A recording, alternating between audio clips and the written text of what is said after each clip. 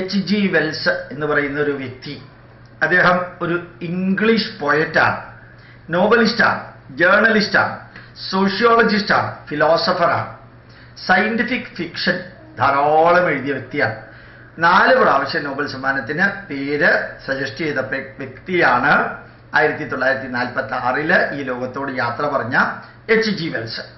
ഈ ഭാരതത്തെക്കുറിച്ച് ഞാൻ ഇയാൾ നല്ലത് പറഞ്ഞു, അയാൾ നല്ലത് പറയുന്നു, ഭാരതത്തെക്കുറിച്ച് അഭിമാനാർഹമായിട്ടുള്ളത് പറയുന്നു, ഇത് പറയുമ്പോൾ ഒരു പ്രത്യേക മതത്തിൽപ്പെട്ട കുറേ വ്യക്തികൾ അസാധാരണമാം വിധത്തിൽ നമ്മൾ പറയുന്നതിനെ ഇൻസൾട്ട് ചെയ്യാറുണ്ട്. ഈ രാഷ്ട്രത്തോട് സ്നേഹവും ബഹുമാനവും ആദരവും ഇല്ലാത്ത ഒരു വർഗം ഈ നാട്ടിലുണ്ട്. അവർക്ക് ജന്മം നൽകിയ അച്ഛനമ്മമാര് ചെയ്ത മഹാപാപമാണ് ഈ നാടിന്റെ ചോറ് തിന്ന് ഇവിടെ ജനിച്ച് ഇവിടെ വളർന്ന് ഇവിടുത്തെ ന്യൂനപക്ഷ അവകാശങ്ങൾ സ്വീകരിച്ചുകൊണ്ട് ഇവിടെ നിലനിന്ന് ഇവിടെ വളർന്ന് ഇവിടെ ചാകുന്നവർ ഈ നാടിന്റെ അപഹാസ്യമാം വിധത്തില് കളിയാക്കുകയും അവഹേളിക്കുകയും നാടിനെ കുറിച്ച് നല്ലത് പറയുമ്പോൾ അതിനെ പച്ച തെറി വരെ പറഞ്ഞ് റിയാക്ട് ചെയ്യുകയും ചെയ്യുന്നത്. ജന്മഫലം എവിടെ പോയാലും ആ ട്രെൻഡായിരിക്കും അവർ കാണിക്കുക. അതവിടെ ഇരിക്കട്ടെ. ഞാൻ അവർക്കുള്ള ഉത്തരവ് കൂടി ചേർത്തിട്ട് പേര് പറയാതെ പറയുകയാണ് ചെയ്തത്. ഇനി നമുക്ക് നോക്കാനുള്ളത് H.G. വെൽസ് വളരെ ഗംഭീരമായിട്ട് ഭാരതത്തെ സ്നേഹിച്ചിരുന്ന വ്യക്തിയാണ്, പ്രേമിച്ചിരുന്ന വ്യക്തിയാണ്. ഭാരതത്തിന്റെ പൈതൃകം സ്വന്തമായിട്ട് വ്യാഖ്യാനിച്ച് ലോകത്തോട് പറഞ്ഞ വ്യക്തിയാണ്. അദ്ദേഹം പറയുന്ന വരികളും നോക്കാം.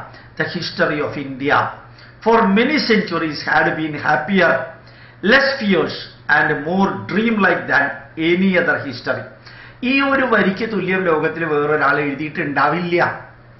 ഭാരതത്തിന്റെ ചരിത്രം എന്ന് പറയുന്നത് 10,000 വർഷങ്ങളുടെ പാരമ്പര്യമുള്ള ഭാരതത്തിന്റെ ചരിത്രം എന്ന് പറയുന്നത് BC 8275 അതാണ് ഓൾഡസ്റ്റ് ആർട്ടിഫാക്ട് ആർക്കിയോളജിക്കലി നമുക്ക് ലഭിച്ചിരിക്കുന്നത്. പുരാവസ്തു ഗവേഷകരുടെ അടിസ്ഥാനത്തിൽ ഏതാണ്ട് 1000-ലധികം സൈറ്റുകളിൽ നിന്ന് നമുക്ക് ലഭിച്ചിരിക്കുന്ന കോപ്പർ, ബ്രാസ്, ബ്രോൺസ് BC 8275 ±75 ആണ് അതിന്റെ ആരംഭകാലം. അപ്പൊ BC 8275 AD 2000 10,000 വർഷത്തെ പാരമ്പര്യമുള്ള ഒരു സംസ്കാരത്തിന്റെ ചരിത്രം എടുക്കുകയാണെങ്കിൽ H.G. വെൽസ് നമ്മളോട് പറയുന്നു the history of India for many centuries, അനവധി നൂറ്റാണ്ട് കാലത്തോളം എടുക്കുകയാണെങ്കിലും ഭാരതത്തിന്റെ ചരിത്രം എന്ന് പറയുന്നത് ഹാഡ് ബീൻ ഹാപ്പിയർ, വളരെ സന്തോഷത്തിന്റെ വളരെ ആനന്ദത്തിന്റെ ഒരു ചരിത്രമാണ് ഭാരതത്തിനുള്ളത്. ലെസ് ഫിയേഴ്സ്, ക്രൂരതയില്ലാതെ, മത്സര്യമില്ലാതെ, നശിപ്പിക്കുന്നതില്ലാതെ, ഭീകരതയില്ലാത്തൊരു ചരിത്രമാണ് ഭാരതത്തിലുണ്ടായിരുന്നത്. And more dream like than any other history, ഒരു സ്വപ്നത്തിൽ മാത്രം കാണാൻ സാധിക്കുന്ന വിധത്തിലുള്ള ഒരു ചരിത്രമാണ് ഭാരതത്തിനുണ്ടായിരുന്നത്. സ്വപ്ന സാദൃശ്യമായിട്ടുള്ള ഒരു ചരിത്രം ഭാരതത്തിനുണ്ടായിരുന്നു. ഇൻ ദീസ് ഫേവറബിൾ കണ്ടീഷൻസ്, ഇങ്ങനെ ഒരു നല്ല അന്തരീക്ഷവും ചുറ്റുപാടുകളും ജീവിതശൈലിയും എല്ലാം ഭാരതത്തിൽ ഉണ്ടായിരുന്നത് കൊണ്ട് they built a character meditative and peaceful. അങ്ങനെ ഒരു അന്തരീക്ഷം ഭാരതത്തിൽ ഉണ്ടായിരുന്നത് കൊണ്ട് അവിടെ വസിച്ചിരുന്ന ഭാരതീയർക്കെല്ലാം വളരെ അധികം ഒരു സത്സ്വഭാവം, മെഡിറ്റേറ്റീവ് ആൻഡ് പീസ്ഫുൾ, ശാന്തിയുടെയും സമാധാനത്തിൻ്റെയും അതുപോലെ തന്നെ ആത്മീയതയുടെ ധ്യാനത്തിൻ്റെ പോലെയുള്ള അന്തരീക്ഷങ്ങളും സ്വഭാവങ്ങളും ഒക്കെ അവരുടെ DNA ഭാഗമായി തീർന്നു. ഭാരതത്തിന്റെ ഭാരത ജനതയുടെ DNA ഭാഗമായി തീർന്നു. എ നേഷൻ ഓഫ് ഫിലോസഫേഴ്സ്, ദാർശനികരുടെ ദർശനങ്ങൾ കണ്ടവരുടെ, തത്വശാസ്ത്രങ്ങളുടെ പരമകാഷ്ഠയിലെത്തിയവരെ, ദാർശനികരുടെ ഒരു രാജ്യമായിട്ട് ഭാരതം തീർന്നു. Such as could now nowhere have existed except in India. അങ്ങനെ ശാസ്ത്രജ്ഞന്മാരുടെയും ദാർശനികരുടെയും ചരിത്രകാരന്മാരുടെയും ആത്മീയതയുടെയും എല്ലാം വക്താക്കളായിട്ട് ആയിരക്കണക്കിന് പണ്ഡിതരും ചിന്തകരും ശാസ്ത്രജ്ഞന്മാരും നിലനിന്നിരുന്ന ഭാരതത്തെ പോലെ മറ്റൊരു രാജ്യം ഭൂമുഖത്ത് തന്നെ ഉണ്ടാവില്ല. മറ്റൊരു രാജ്യം ഭൂമുഖത്ത് തന്നെ ഉണ്ടാവില്ല. അപ്പൊ ഇവിടെ ഉള്ളവരുടെ ആ ശീലം, ശാന്തത, അഹിംസ ആത്മകമായിട്ടുള്ള ദർശനങ്ങള്, ആത്മീയതയിലെ ദർശനങ്ങൾ, പ്രപഞ്ചത്തെ ആരാധിക്കുന്ന, പ്രകൃതിയെ ആരാധിക്കുന്ന ദർശനങ്ങള്, അതുപോലെ ശാസ്ത്രവീക്ഷണങ്ങള്, സാങ്കേതിക വീക്ഷണങ്ങള്, എല്ലാം ആരോഗ്യ വീക്ഷണങ്ങള്, ഏത് വേണമെങ്കിലും എടുത്തോളൂ. മനസ്സും ശരീരം, കുടുംബ ബന്ധങ്ങള്, സാംസ്കാരിക മൂല്യങ്ങൾ, സമൂഹത്തിന്റെ ഐക്യം, രാഷ്ട്രത്തിന്റെ ഉദ്ഗ്രഥനം, ഇങ്ങനെയുള്ള ഒരു അന്തരീക്ഷം മനസ്സിനകത്തും ശരീരത്തിനകത്തും ചിന്തകൾക്കകത്തും വീക്ഷണത്തിനകത്തും മുമ്പോട്ടുള്ള പ്രയാണത്തിനകത്തും നിലനിർത്തിയിരുന്ന ഒരു രാജ്യം ലോകത്തിൽ വേറൊരിടത്തും കാണാൻ സാധിക്കില്ല ഭാരതത്തെ പോലെ. 4 പ്രാവശ്യം നോബൽ സമ്മാനത്തിന് പേര് നിർദ്ദേശിക്കപ്പെട്ട അത്യുജ്വലനായിട്ടുള്ള എഴുത്തുകാരനും കുറേയൊക്കെ സയന്റിസ്റ്റും ആയിരുന്നു, ബയോളജിസ്റ്റും കൂടിയായിരുന്നു അദ്ദേഹം. H.G. വെൽസിന്റെ വരികളാണ് ഞാൻ പറഞ്ഞത്. Now remember that H.G. Wells, a great novelist, a great journalist, a sociologist and a philosopher, eminent English writer, and he was nominated 4 times for the Nobel Prize for Literature also. And he breathed the last in 1946, 1 year prior to Indian independence. Such a person has commended the most beautiful way, beautiful and clear words and a perfect sentence utilized by H.G. Wells about India, about our motherland. See the history of India. I need not explain to you.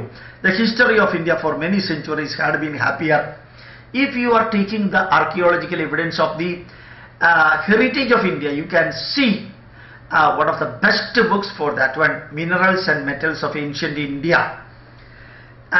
G.K. Biswas and H.K. Biswas, the author's name. And 4,000 rupees worth the book, 2 volumes, Ancient Indian Minerals and Metals. The oldest artifact given in that book is for copper, brass and bronze, BC 8275 plus or minus 75.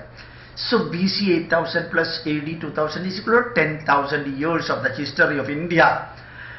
The history of India for many centuries had been happier. This was the happiest country in the world when compared to any other primitive countries, any other primitive religions, any other primitive thoughts, crude and fierce thoughts of luxurious life, external development, grabbing others, destroying others' thoughts, destroying others' religion, and nourishing, nurturing our own religion, our own God. Only one God, no other God should be there. Only one book, no other book should be there. Only one pathway, my pathway, no other pathway you should go. If you go through that pathway, you will go to the hell. You will be a sinner. If you are coming to my pathway, you will reach the heaven. So in India it was not this. So the history of India tells that when no other country was happier like India, less fears. India was not cruel. Indians were not cruel. And it was not horrible. It was not fierce and more dream-like than any other history. It's a Swapna Lokam. It was just like a dream-like country in India in these favorable conditions. Everything was ahimsa, paramo dharma, and everything was very positive here. And living and let others living, and helping others, and paramo dharma, helping others. Naraseva, Narayana Seva, Manava Seva. I have to live and I will be allowing you to live. Working together, sharing together, caring together, curing together. Under such a favorable conditions, they built a character, meditative and peaceful. The characters of the Indians, highly meditative and highly peaceful. Sharing, everything was so great.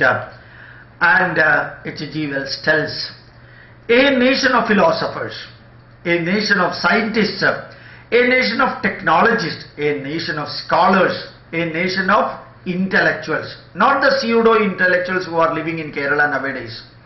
A nation of philosophers such as could nowhere have existed except in India. Nowhere else such scholars and scientists existed except in India.